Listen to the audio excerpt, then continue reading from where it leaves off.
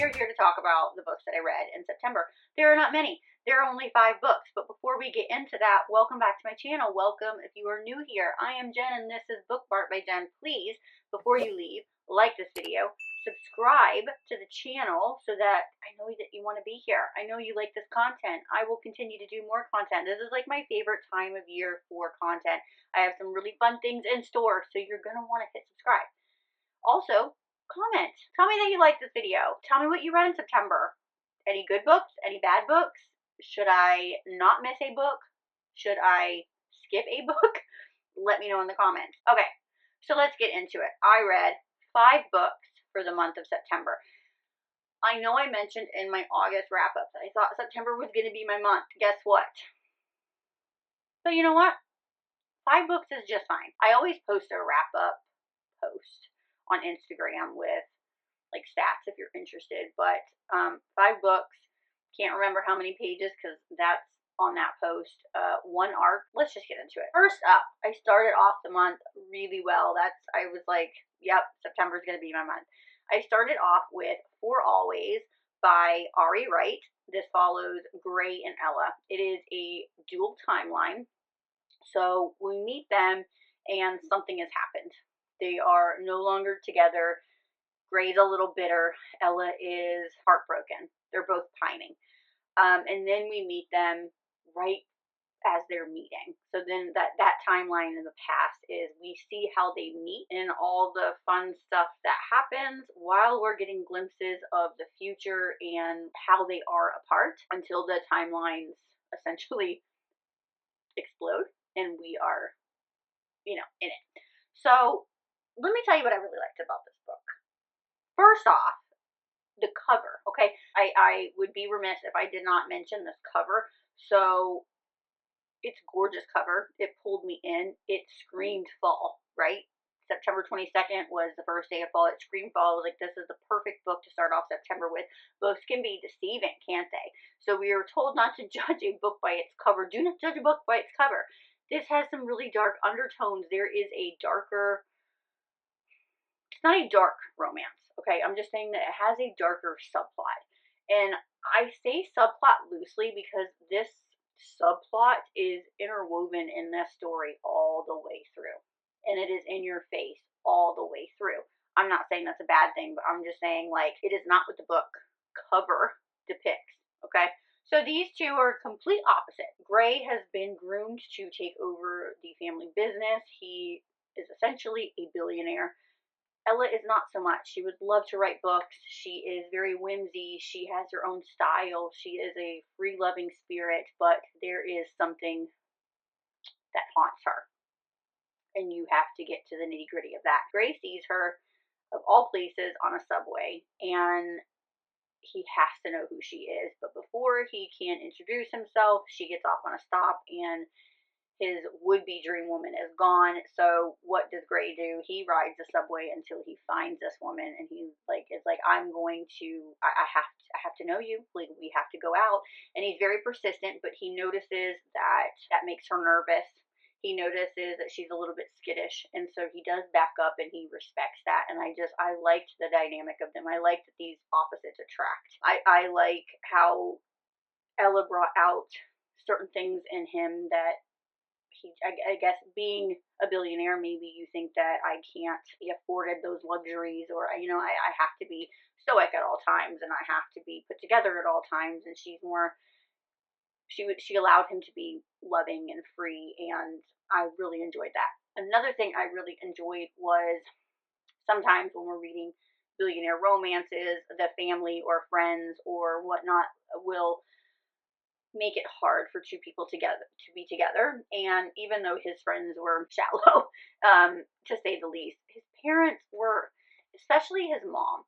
He had a really awesome relationship with his mom.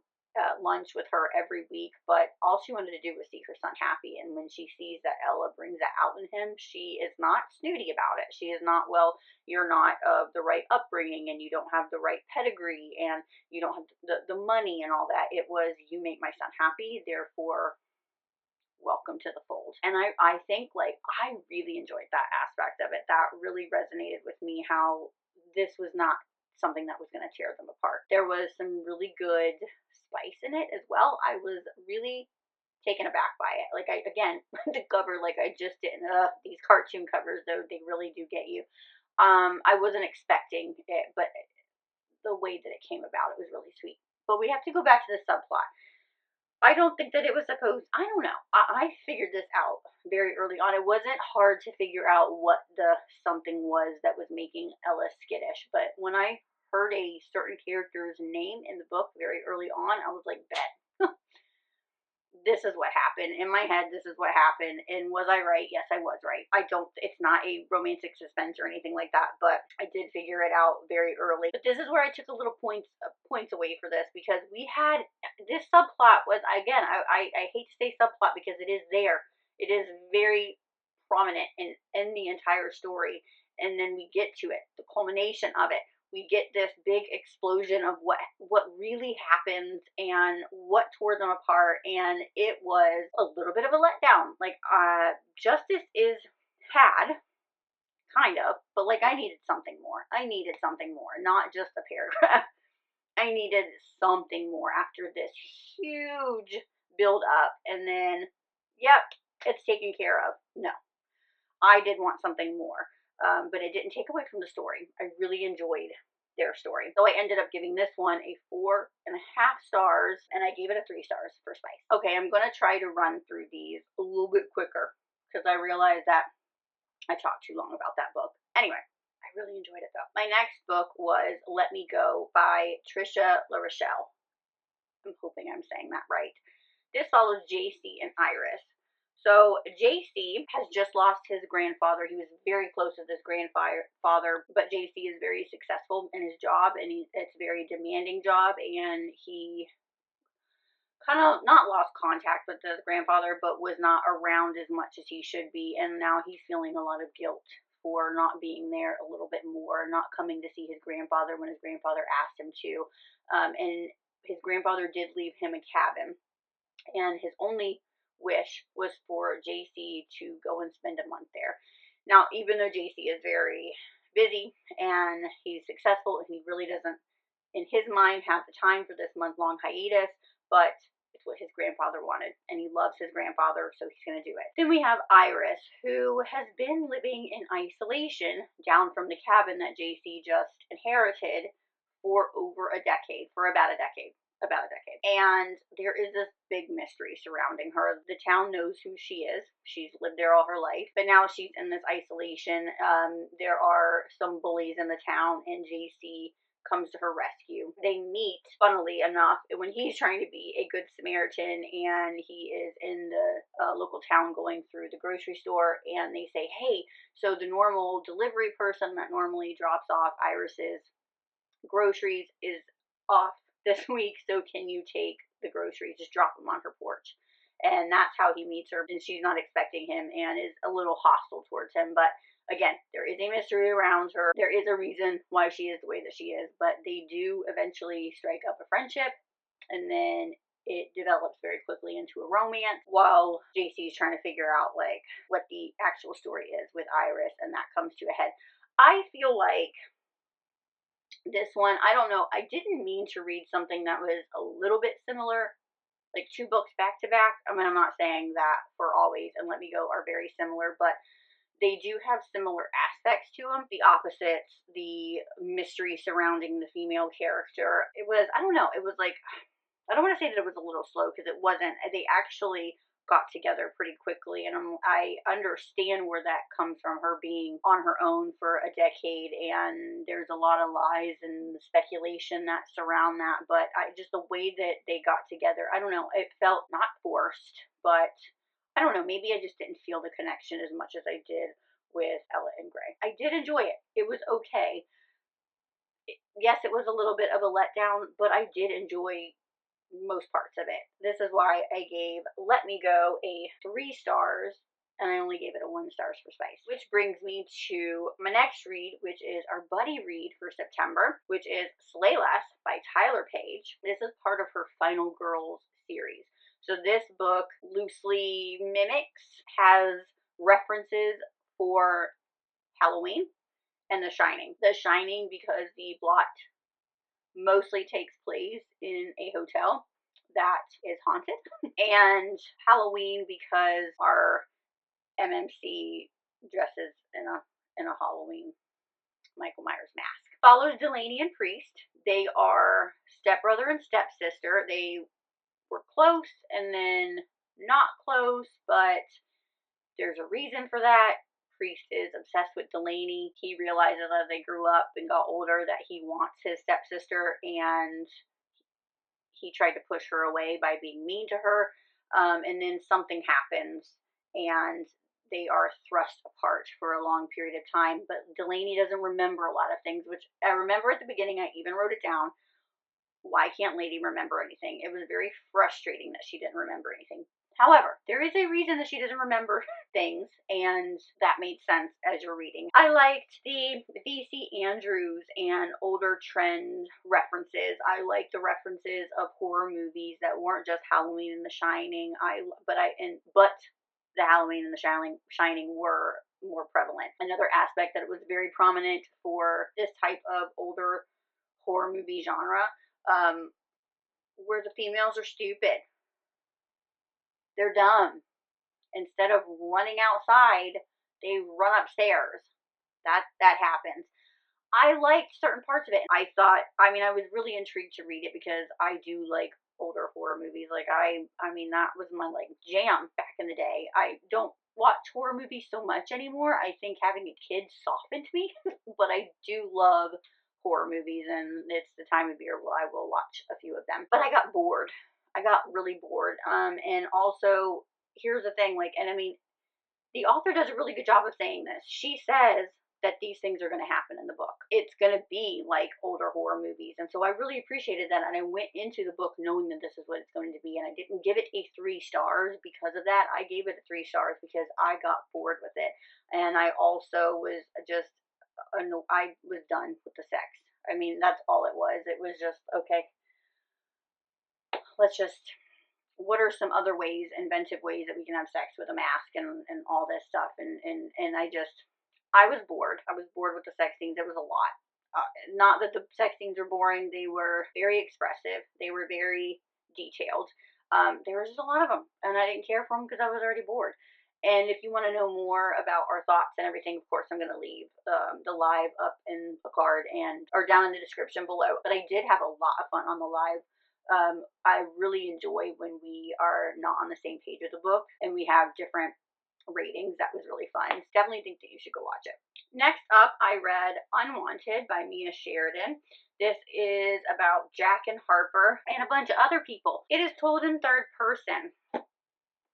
We know how I feel about that. Not a big fan. Normally knock off half a point to a point just because of that, because it really does take me out of the story. I do understand why it's told in third person. There are a lot of characters, and it is easier to tell it in third person and have that all-knowing, all-powerful view. And it did work with this story, I will tell you that. You kind of have to suspend a lot of beliefs about the way that the world works and how things would come about if you are in isolation for the majority of your life. If you were brought up by yourself with a wolf as a companion and very little human interaction, how you would be, civilized or not. Suspend your beliefs on that, because ultimately, it's Mia Sheridan. It's a love story at heart, but there's some mystery surrounding it. I'm gonna put the book down. So yeah, Jack and Harper. So Jack is down in the woods after there have been 2 murders in this small town, and he is found with bows and arrows on his back. And wouldn't you know, the 2 people who were murdered with bows and arrows. And so they just want to make sure, was it Jack or not? He is their prime suspect at first. Harper comes into the picture because she has her own business where she takes people around the woods into camping and showing them how to hike and certain things. And she has this wilderness business that she has. And when the police come in to investigate, one certain policeman needs a little bit of help and assistance navigating the wilderness, and that's where Harper comes in. But she also has this pull towards Jack. They are almost like kindred spirits, where they have not had the same upbringing, but their circumstances coincide in a way where they were kind of brought up alone. Even though she was brought up in civilization and in foster care, she lost her family very, very young. Her parents died, and their remains have not been found. And so she is kind of in limbo herself, whereas he doesn't know how to enter civilization. He's never really been in civilization, and there's a reason for that. There's like this huge mystery surrounding that. Somebody has put him in that situation, and you go back and forth. It's like at the beginning you don't know if you can trust the narrator, because it's like you go back to the past where things are starting and Jack becomes who Jack is, and then it's a very strange book. It was very unlike what I've read of Mia Sheridan. I enjoyed it, but I will say, like, I did get bored and I was ready for that book to be over with. I gave it like a 3 stars. I think I gave it, let me see, I gave it a 2-star for spice. And then this brings me to my last book of the month, which was my ARC for the month. It's Fly Back to Me by Drea Scott. Never read anything by Drea Scott before, so I was really leery about asking for art from an author that I don't know. I don't really like to do that. I've learned my lesson the hard way doing that. However, this premise just really stood out to me, and it was just really, really intriguing. It's about 2 people who meet for the first time twice.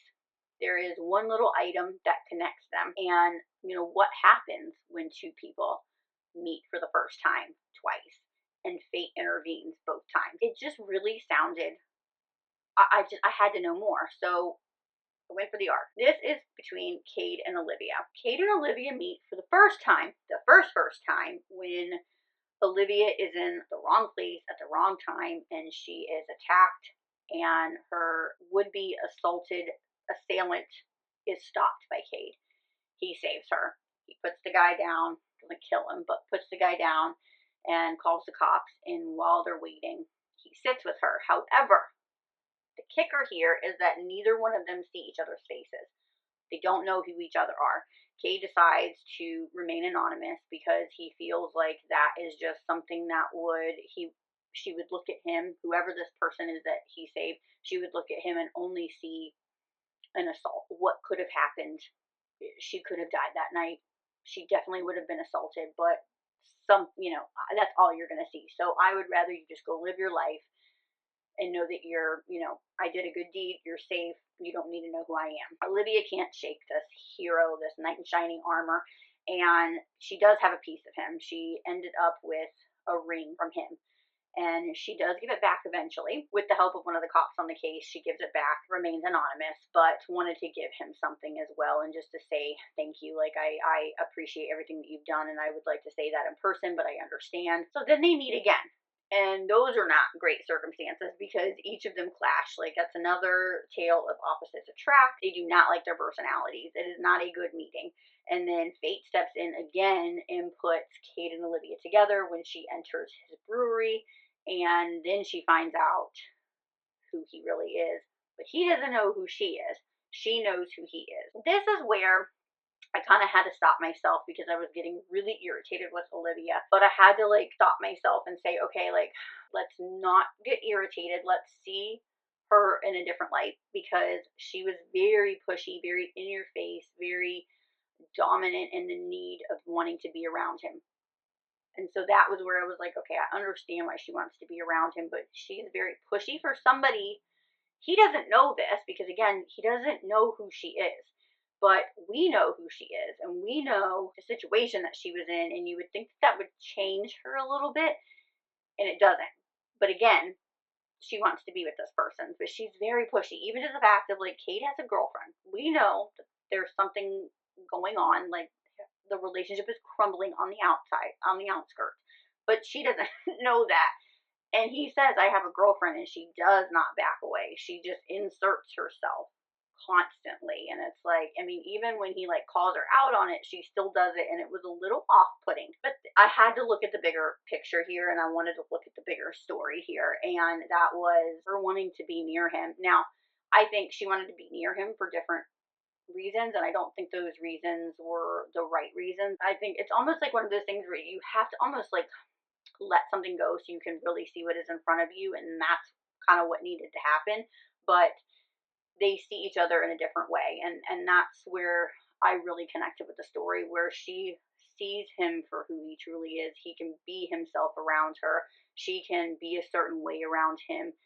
I will tell you though, the dirty talk was phenomenal in this book. I was not expecting that to come out of Kate, and I was like very much here for it. The sexy times were really, really sexy, and I really enjoyed that as well. I did really enjoy this book. Yes, Olivia really irked me. I feel like there's a fine line there, and Drea Scott really, like, she towed that line. I mean, I really was getting irritated with her, but I think when I pulled back and I looked at the bigger picture, I think that's when I kind of really understood a little bit more of where she was going with it and what the book was really trying to tell me. I don't know. I could be wrong. You read it and tell me what you think. But at the end of the day, I really enjoyed the premise and the meanings and the little intricate things that she weaved into it. So I gave it a 4 stars, and I gave it like a 3, maybe like a 3.5 for space, just because of that dirty talk. Like, yes, sir. And there you go. There you have it. Those are my 5 books that I read for September. Even though we are just into October, it is chugging along. If you haven't already, go check out my October TBR. I'll link it above and below for you. And now it's your turn to tell me a little tidbit about your September reading. What did you like? What did you not like? You can tell me both. I'm here for it. And I'll see you soon on my next video. But until then, happy reading. Bye.